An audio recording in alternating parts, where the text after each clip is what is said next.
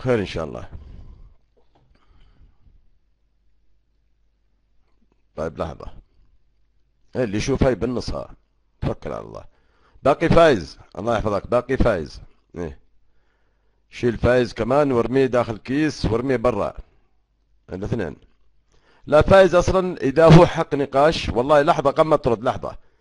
اذا انت يا فايز حق نقاش، لا مش بعد الظن اثم، بصراحة. اي نعم، خلاص اذا انت حق نقاش تأتينا وانت جاهز. اما انك تدخل تاتاتا تاتاتي تاتاتا باتاتي، قد انطردوا عمي كومندر، انطردناهم، لبينا الطلب. يا سجلوا كلام كومندر عشان يكون شهادة عليه امام حبيبنا ابو هشام، لانه بصراحة بعض الاخوة يقولون اطرد فلان ونحن نثق فيهم، يعني شفت كيف، مثلك كومندر، مع ان الادمن له حق التصرف، يقول لا اذا ما رأى غلط. وثاني يوم ياتينا ابو هشام يقول وانتم تطردوا اخواننا السنه. شفت كيف، انا ما اعرف الشخص. اي نعم.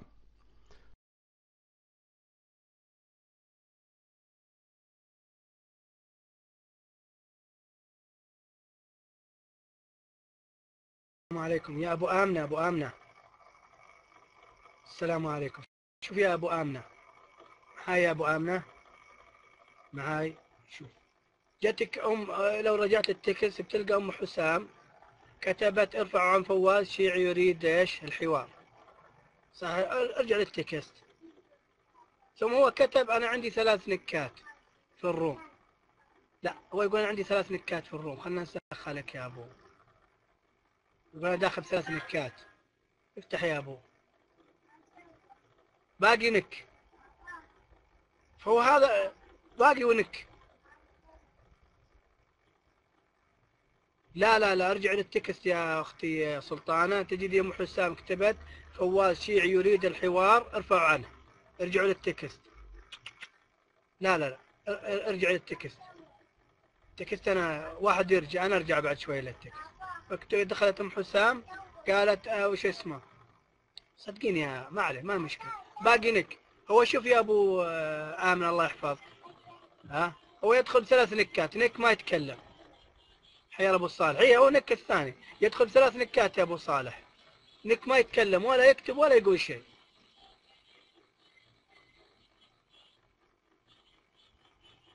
انا ارجع للتكست.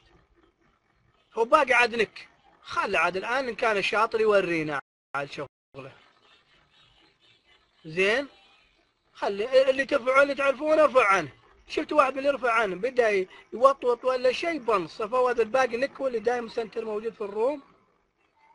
ايه يا سلطان الله يحفظك، انا قايل لكم حسام دخلت ما دست تقريبا يمكن دقيقتين او 3 دقائق. شفت يا ابو امنه قالت ارفعوا عنه فواز شيعي يريد الحوار. هو شيعي يريد الحوار، كيف عرفت ام حسام؟ ثم الان يقول انا داخل 3 نكات. اي لا، لكن انت شفت من حوار انه شيعي والبين عليه. ما عليه، مو مشكله يا اختي الكريمه. خلاص الحين يقول انا داخل 3 نكات. ممكن يا يمن ينسخ لك، ممكن انسخ لك، افتح لي الخاص خلينا ننسخ لك وش كتب، علشان خليه عند ابو هشام يحط باند، يحط النكات باند. بصراحه خلاص تعبنا يا اخي، والله تعبنا. تعبنا، لا من احنا ما قادرين نتحمل. ابو صالح خلينا ننسخ لك كلامه. لك المايك يا السلام عليكم. ان يزيد ابن معاوية قد امر بقتل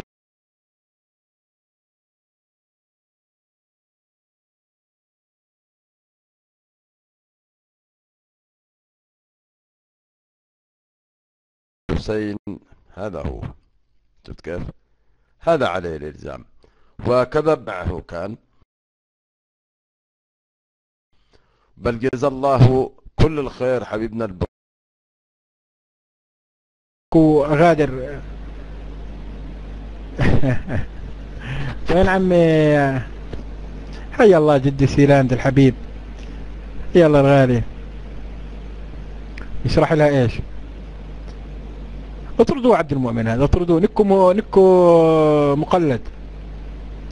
اطردوا عبد المؤمن، نكو مقلد. لا تكون داخل بالادمنية. والله عرفت، والله توقعت. يلا خير إن شاء الله. نسأل الله تعالى أن يكون لنا الأجر. خلاص عادي يعني. لا خلاص. عمي ناصر لك المايك و عبين ما يجي عمي سني يمني. والله ما أدري الإخوان طلبوا ما أدري. تفضل عمي ناصر.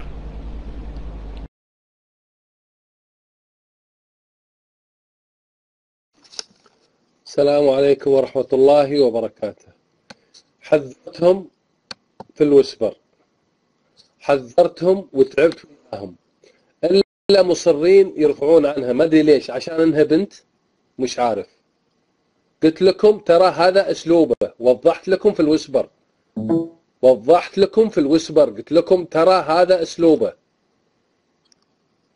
يا أخي أنتوا ما أدري ليش، عشان بنت فكيتوا عنها؟ هذا تستهلون. وأدري إن فيه نكلة باقي يمكن 2. ماذا حصل؟ قلت لكم وحذرتكم لكن ما تسمعوا الكلام. ها تفضل. ارجع تو خاش علي ولا من زمان؟ تفضل. ها أنا ما أبغى أعيد الكلام، بس عشان تقتنعون إلا لما أقول لكم الكلام. هذا ابن نرجس ما تثقون فيه، يجيكم خاص يقول فتحوا لي الخاص، ارفعوا النقطة، ما فيكم فايدة. قلت لكم وارسل لكم وسبر، كل حاجة، لكن ما منكم فايدة. هذا أسلوبه، ولد نرجس هذا أسلوبه، الله لا يوفقه. تفضل عمي. فاعملوا ما تستطيعون، اللي بتقدروا عليه اعملوه، بس لا يكلف الله نفسا إلا وسعها. هذه قدرتنا يا أخوان، هيك قادرين نعمل، أكثر من هيك ما هو طالع بيدنا شيء، فعليه من الله ما يستحق. أسأل الله تعالى أن يتمنى الموت ولا يجده، وأن يبتليه الله عز وجل أولا بأهله وأولاده وكل من يعرفه، يحترق قلبه عليهم قبل ما يموت هو، يراهم يتوفون واحد تلو الآخر، يصير يشوف الواحد ما يقدر يعمل له شيء، يموت بين ايديه. ما عندنا شيء يا اخوان، مش مراجل اللي قاعد بيسويه، ولا انه يعني والله دعس غرفة اهل السنة والجماعة. لو رجل ياخذ مايك، لو رجل يعرف عن نفسه، بس امر بسيط يا اخوان، ما تشيلوا الموضوع اكبر من حجمه، عادي. انا ابتعدت على فكرة من الجهاز، اكرمكم الله، رحت لاقضي حاجتي وعدت. نعم، وكتبت للاخوة في الوسبر جزاهم الله خيرا، ولكن ما شاء الله جيت وانت على المايك، الله يرفع قدرك ان شاء الله. طيب، نعم، الكلام الذي قال عمي كومندر اول، فقلنا نعم، انا ارجح كلام عمي كومندر، كلامه صحيح، والرجل اعترف بنفسه انه يدخل ب3 نكات، نك يتحرك، ونك سبورتنج يعني داعم، والثالث نايم في الزرعات. نسأل الله سبحانه وتعالى أن ينزل عليه من السماء ويرينا فيه عجائب قدرته التي لا ترد عن القوم الظالمين. نعم، نسأل اللهم آمين يا رب العالمين. طيب، من اللي طلب المايك يا أحبة؟ ولا ألبسكم إدارة عمي؟ طيب، ناخذ أول شيء عمنا علي، ومن ثم كوماندر إن شاء الله، على بال ما يجينا الشاي إن شاء الله. تفضل يا عمي علي. طيب، السلام عليكم ورحمة الله وبركاته. والله يا أخوة يعني هو الواقع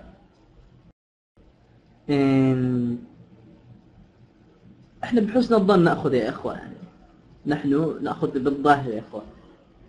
أنا أخذت البينات، قلت تترضع معاوية عن يزيد، لكن أنا ما توقعت هذا الإنسان لهذه الدرجة يصل به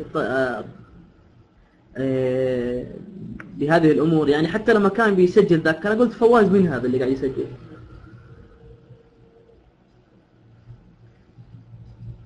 لكن لا بأس يعني نحن أهل السنة والجماعة، يعني لسنا بهذه العقيدة نأخذ بالظاهر ولا شيء، لكن نحن نأخذ بالبينات يا إخوة، ولله الحمد. يعني هذا هو الدين، النبي صلى الله عليه وآله وسلم كان يعامل المنافقين بالظاهر يا إخوة، كان يعلم أن هذا منافق، ولكن نعم صح، أنا في البداية أخطأت إني ما صدقت المسبر، لكن يلا هي كلها دروس تستفاد منها، لكن الحمد لله الأمور تسير. طبعا هنالك كما دخل ب3 نكات، نك يتكلم به، ونك يخدع به، ونك يسجل به. لو طرد ال3 مرة واحدة قال أنا استغربت لما قال خلاص أنا ما راح أتكلم أكثر من كذا، لكم الله، السلام عليكم. وعليكم السلام ورحمة الله وبركاته. والله شكلها تمت عليك مداهمة عسكرية. دحين بنضيع وقتنا في هذا الرجال. هاي باقي عمي كوماندر، واللي بيفتح الموضوع ثاني مرة بحطه باوند شو اسمه هناك يعني في الحوش. تفضل يا كوماندر. أولا السلام عليكم. شوف يا أستاذ يا علي، يا أخوي علي، أخوي أبو آمنة، أنا لي 6 سنوات في البالتوك، زين معاي، حي الله حي أبو خالد. كل المواويل مرت علينا، كان عندنا اللي الشباب اللي يعرفون، يعرف ناصر وغيره، كان يجيك من يدعي انه شيعي ويطلع في الاخير سني، او من يسوي نفسه سني ويجلس معاك وفي الاخير يطلع شيعي، او من يحط نفسه بنت ويطلع في الاخير ابو شنب، ولا في الاخير من شنب يطلع بنت. زين، المؤمن لازم يكون كيس فتن. انا اشوف يا ابو علي بن طالب، لما استغربت ان كتبت واحده ام حسام عطوا فواز المايك، ارفع نقطة عن حسام، عن شو اسمه فواز. ثاني شيء لما حتى كتاباته يتدل عنه كتاباته، يعني خذوا خل. انا اخاف من الشرطة، ما عندنا اصلا شرطة. لا يا اسلام، احنا شوف سلمان لازم احنا نتعلم. الانسان اللي ما يتعلم ما لا سهل يا ابوي. كيف عرف؟ هو اولا هل سؤال البنات الخوات اللي هل انتم فاتحات الخاص؟ سؤال بسيط، الخوات اللي هنا، هل انتم فتحتوا الخاص؟ عمركم دخلتوا روم سنيه وقالوا افتحوا الخاص؟ انا اعرف من دخلت البالتوك ما اعرف واحده من الاخوات السنيه يفتح الخاص ابدا ابدا ابدا. ما تفتح خاص، ويمكن تضيف الادمنيه لبعض الضرورات، اما تفتح الخاص. طيب هذا ام حسام ليش ترك الادمنيه كلهم؟ ليش ترك ابو امنه وترك علي وترك شو اسمه عبد الصمد وترك الادمنيه كلهم؟ ما دخل عليهم ولا دخل على اي نك اللي يتكلمون. صح يا ابو خالد؟ راح للنك البناتي ودخل عليه وهي واسطه له. فشي هو عنده 3 نكات. في نك دائما يسولف معانا او ما يسولف، في نك دائما موجود وثابت، نك ثابت، اما ملون ولا غير ملون، معروف، يمكن يسولف معاك يمكن ما يسولف معاك، في نك له ثابت. والنكات انتوا لو وضعتم حسام ولا فواز وضعتهم باند وقتها يا اخوين علي ولا ابو امنه، باند مش طرد، باند، حياك الله يا شفت يا ابو خالد، لو وضعوا هذا النكين باند كان اجبرتوه على انه يدخل بالنك الثالث او يبحث عن نكات، او انه شو اسمه يطلع من البرنامج ويرجع من جديد.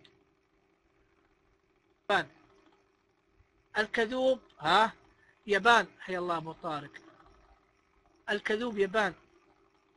الانسان الكذوب ولا صاحب النية السيئة مهما طالت الايام. انا والله يا عمي شو اسمه سني، لو طردتني ما عندي مشكلة، ما عندي مشكلة. لا خلي شوف يا ناصر، خفف الطرد خلاص. شوف يا ناصر الله يحفظك، خفف الطرد، خلوا بس بالنص شو اسمه نقطوا الداخلين احسن. اين كذا بيزهق. ما عليه يا اخوي، ما عليه يا اخوي. انتم نقطوا اللي تعرفونه بس ارفعوا عنه، اللي ما تعرفونه لا ترفعوا عنه. لا تطرد. ليش تطرد؟ نقط الغرفة من الداخلين يا ابو خالد، نقط الغرفة من الداخلين فقط، حتى لو هو جاي لو كاتب خلاص خله منقط، وخله يزداد غل في غل. نسأل الله ان ياخذ اخذ عزيز منتقم. لا يا محب، لان اليوم هذا بتخلص بيجي واحد غيره يا محب، وبيجي غيره